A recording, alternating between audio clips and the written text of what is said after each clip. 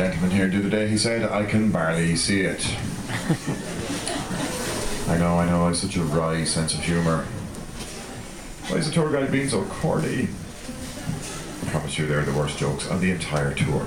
So a lot of people will ask what helps to give Jameson its individual taste, and the secret lies in the different proportions of malted and unmalted barley we will use. And what is malted barley?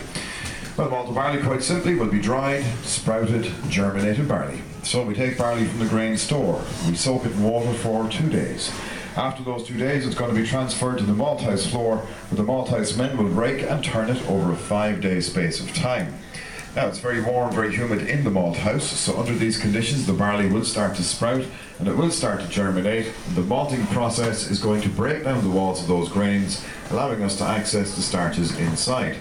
On the ground floor we have an oven. Once the oven has been lit, the heat will rise up and circulate between the ground floor and first floor.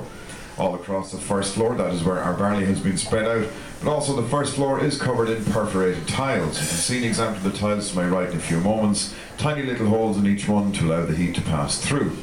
So once the kiln, the fire or the oven has been lit, the heat will rise up. It will circulate between the ground floor and first floor. This in turn will heat up the tiles, but also the heat will pass through the tiles. That will dry out our barley, stop the germinating process, and that is our malted barley, dried, sprouted, germinated barley.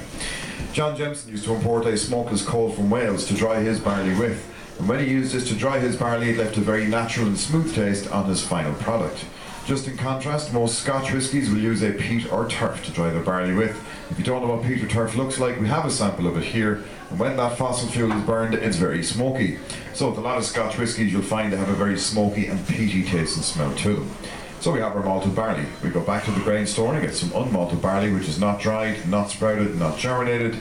Take that mixture and bring it next door to the mill house for milling. So once again, when you're ready, please make your way through to the next room.